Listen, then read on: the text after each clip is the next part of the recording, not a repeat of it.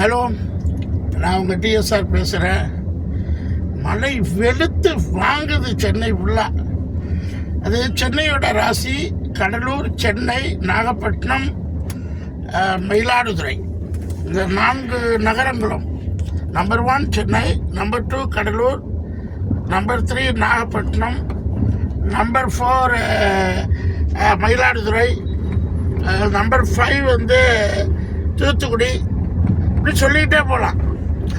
ஏன் நம்பர் 1னா சென்னை வந்து கடலை ஒட்டி இருக்குது, கடலோர மாவட்டம். எவ்வளோ அருவி வந்தாலும், எவ்வளோ சுனாமி வந்தாலும், எவ்வளோ அருவி வந்தாலும் இந்த நகரத்தை உள்ள ராசி சென்னை ராசி ஓகோன்னு தான் வரும். இன்னும் சென்னை வந்து சிங்கப்பூர் ஆகிறதுக்கு குறுகிய காலகட்டங்கள் இருக்குது. மெட்ரோ அப்படியே திரும்பி பார்த்திங்கன்னா மிக தமிழ்நாட்டிலேயே இது சென்னைக்கு மெட்ரோ நகரம் வந்தது மிக பிரமாதமாக இருக்குது. ஸோ அதுக்கடுத்து கடலூருக்கும் அதே மாதிரி தான் பாதிப்புகள் வந்துக்கிட்டே இருக்கும்.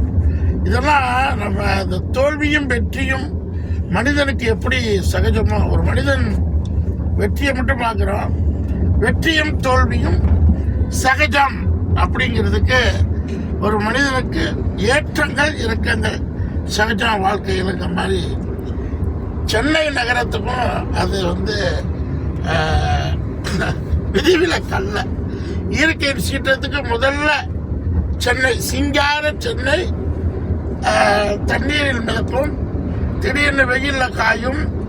சென்னை வெயில் தாங்க மாட்டாங்க, அப்படியே கொப்பளம் குடும்பமாக வந்துடும் சொல்லியிருக்காங்க நான் 40 வருஷத்துக்கு முன்னாடி இருக்கும்போது. ஸோ அதுக்கு அடுத்து பாதிக்கப்படுற நகரம் கடலூர். எந்த புயல் வந்தாலும், எந்த மழை வந்தாலும் கடலூர். அதுக்கப்புறம் பார்த்தீங்கன்னா மயிலாடுதுறையில் தான் மழை பொழியும். கடலூர் சிதம்பரத்தில் வந்த புயல், கடலூரில் வந்த புயல் அது தண்ணியாக மாறுறது மயிலாடுதுறை மாவட்டம் தான். ஏன்னா அந்த கடலோர மாவட்டங்களில் மயிலாடுதுறை ஒரு 40 கிலோமீட்டர் இருக்கும் பூம்புகார்லேருந்து. பார்த்தீங்கன்னா கொட்டும் மழை. ஆமாம், ஐப்பசி மாதம்தான் அடமழை பெய்யும்பாங்க. இப்போ சீசன்கள் மாறுறதுனால அது வந்து மயிலாடுதுறை. அதுக்கப்புறம் என்ன சொன்னேன், நாகப்பட்டினம். அது ஒரு ஊர், அதுவும் இந்த மாதிரி அது கடல் சீற்றத்தில் ரொம்ப அடிபடுற ஊர். அடிபடாமல் தழைச்சிக்கணும். கடவுள் வந்து நாகப்பட்டினம், வேளாங்கண்ணி, நாகப்பட்டினம், காரைக்கால் இந்த சைடுலாம் அடிபடும் மேலே வரும். மெயினாக நாகப்பட்டினக்கு எது வந்தாலும் போடா வெண்ணெய் அப்படின்றோம். சென்னைக்கு எவ்வளோ இடைஞ்சல் வந்தாலும் அந்த இடைஞ்சல்களை பார்க்காத ஒரு ராசியான நகரம் சென்னை போட்டு வந்தா போடா வெண்ணெய் அப்படின்னு. கண்டிப்பா அது புயலா இருந்தாலும் சரி, மழையா இருந்தாலும் சரி, கண்டிப்பா சுனாமியா இருந்தாலும் சரி, வெள்ளமா இருந்தாலும் சரி, கண்டிப்பா. அதனால சென்னை எளிமைக்கு வெண்ணெய், இயற்கை சீற்றத்துக்கு டோன்ட் கேர் அப்படிங்கிற நகரம் சென்னை. ஸோ அதே மாதிரி தூத்துக்குடியும் அதே மாதிரி. இந்த 5-6 நகரங்களும் கடலோர நகரங்கள். ஸோ இந்த நகரங்களில் நாங்கள் எழும்பி காலையில் மறுபடியும் எழும்பி ஷூட்டிங்க்கு போகிறோம். சினிமா எப்படி தோல்ந்து தோல்வியும் வெற்றியும் அது தமிழ் சினிமாவுக்கு கேட்க வேண்டாம். தோல்ந்து கிடக்கும், திடீர்னு பார்த்தா டாப்பில் போயிடும் தமிழ் சினிமாவில். ஸோ அதனால் எதுக்காகனா இந்த தமிழ் சினிமா இண்டஸ்ட்ரியை பிஸ்னஸ் மேலாம் புரிஞ்சுக்கிட்டாங்கன்னா, தமிழ் இண்டஸ்ட்ரியை போல் உலகத்தில் சினிமா இண்டஸ்ட்ரி இல்லை. ஏன்னா இங்கே தான் நிறைய கிரியேட்டர்ஸ் இருக்காங்க. வெறும் ஆறுகள், சென்னை ஆறு எப்படி ஓடிட்டு இருக்கோம், அடையாறு நகரத்தில் அருமையான ஆறுகள். சென்னையை பற்றி சொல்லிக்கிட்டே போகலாம், மெட்ரோ சிட்டி சொல்லலாம். விலைவாசிகள் ரொம்ப கம்மியாக உள்ள நிறைய சிட்டியில் மட்டும்தான் கூட. Comparison Bombay, comparison USA, New York, Bombay, Paris, London, Dubai இதெல்லாம் கம்பேர் பண்ணும்போது சென்னை வந்து டெட் சீப்பு விலையில். பட் சௌரியங்கள் நிறைய. சென்னைனா ஃபஸ்ட்டு சுண்டைக்காய் நல்லா கிடைக்கும், விரால் மீன் நல்லா கிடைக்கும், அடுத்து சாப்பாடு பஞ்சமே இல்லை. இன்னும் சென்னையோட அவுட்டரை பார்த்தீங்கன்னா அதிபயங்கரமாக வளர்ந்துச்சு. அப்புறம் இன்னொன்று சவுத் இந்தியாவின் கேபிட்டல், சினிமாவின் கேபிட்டலாக இருக்கட்டும், ஃபினான்ஸ். சென்னையில் வந்து நீ திடீர்னு ஒரு 100 கோடி பெருக்கணும்னா ஒரு வியாபாரி பெருக்க முடியும். அந்த மாதிரி மனிதர்கள் லட்சக்கணக்கில் பேர் இருக்காங்க. மற்ற நகரங்களில் இருக்காங்க, இருந்தாலும் சென்னை அளவுக்கு இல்லை. டிரைவர்கள்லாம் வண்டி ஓட்டுறது என்ன எப்படி இருக்கும் சார் இந்த மழை வெள்ளத்தில்? கஷ்டம் தான். வண்டி நின்று பயந்து உள்ள கஸ்டமர் வந்து ரொம்ப கஷ்டமான ஒரு சூழ்நிலை தான். வண்டி ஓட்டுறது வந்து அந்த மழை டைமில் வந்து குட்டையங்காலுக்கு மேலே போகுது. நம்ம வண்டி இன்ஜின் எல்லாமே உள்ளே போயிடுது. சரி, ரொம்ப கஷ்டம்தான். ஆனால் வந்து நம்மளோட வாழ்வாதாரம் அந்த மாதிரி இருக்குது. அதுவும் பார்த்தீங்கன்னா இந்த ரேபிட்டோ, ஓலா, ஊபர் இது எல்லாமே வந்து பார்த்தீங்கன்னா கார்பரேட் கம்பெனிங்க. இவங்க வந்து பார்த்தீங்கன்னா அவங்களோட கமிஷனுக்காக எங்களை அடிமையாக்குறாங்க.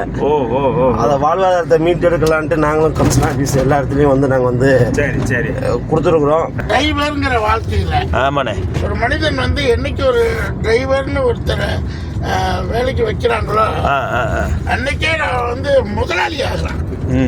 1000 பேர் வேலைக்கு வச்சாலும் முதலாளி தான், ஒரே ஒரு டிரைவர் வச்சாலும் முதலாளி தான். 1000 பேரை வேலைக்கு வைக்கிறதும் ஒரே ஒரு டிரைவரை வேலைக்கு வைக்கிறதும் ஒண்ணுதான். ஏன்னா இந்த 1000 பேருக்கு என்ன நம்ம சம்பாதிக்கிறோமோ அதை அந்த ஒரு டிரைவர் சம்பாதிச்சு கொடுத்துருவாரு. கண்டிப்பா அதை யாருமே ஃபாரின்லாம் அதை பயங்கரமா கடைபிடிக்கிறாங்க. சரிங்க. இந்தியாவில் எப்படின்னா எனக்கு தெரிஞ்ச வாழ்க்கையில் நான் அந்த தொழில்துறையில் கற்றுக்கும் போது பாம்பேயில் கற்றுக்கிட்டு பெரிய பிஸ்னஸ் எடுத்துக்கிட்டு திருப்பூருக்கு வரும்போது சரிங்க என்னால் டிரைவிங் தெரியாது. டிரைவிங் கற்றுக்கிட்டா லைசன்ஸ் எடுத்துட்டு ஆனால் ஓட்ட தெரியாது. சைக்கிளில் நான் ஓட்டுவேன். சைக்கிளில் பிச்சு எடுப்பேன். பெரிய சுவாரஸ்யமா இருக்கு நீங்க சொல்றத பார்த்தா. சைக்கிள் 10 பேர் என்ன துரத்துட்டு அடிதடி தகராறு வந்துருச்சு. அடிதடி தகராறுனா 10 பேர் என்ன துரத்துறாங்க ஒரு ஊர்ல. சரி, நைட்டு மாட்டி இருந்தா கண்ட துண்டமா வெட்டி போட்டிருப்பாங்க. அந்த அளவுக்கு தகராறு. அது வாலிபத்தில் அந்த கட்சி நீங்களும் பல விஷயத்தை ஃபேஸ் பண்ணி தான் வந்திருக்கீங்கல்ல. ஆமா, கட்சியில வந்து ஒரு இதுல இருக்கும்போது ஒரு தகராறு, சின்ன தகராறு. சரி அது முத்தி போய் அடிச்சு கொன்னுனவன அப்படின்ட்டாங்க. 10 பேர் படையெடுத்துட்டாங்க. நைட்டு 2 மணி 1 மணிக்கு சினிமா விட்டுட்டு வெளில வரேன்.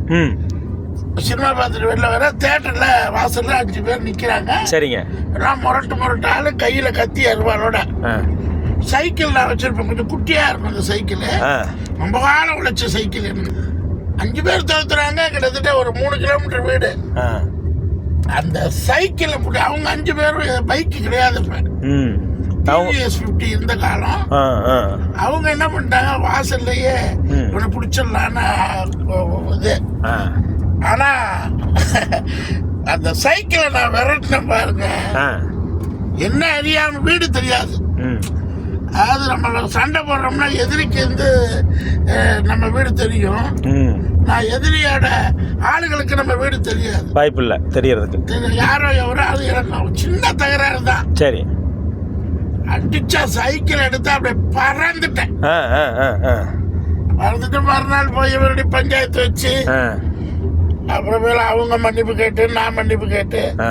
எதுக்குன்னா அந்த சைக்கிள் ரேஸ் அன்னைக்கு முடிவு எடுத்தவன் தான். அந்த உயிருக்கு பயம், எங்க போனாலும் ஒரு டிரைவர் வேணும். கரெக்டான பாயிண்ட்க்கு வந்திருக்கீங்க. இதான் உண்மை.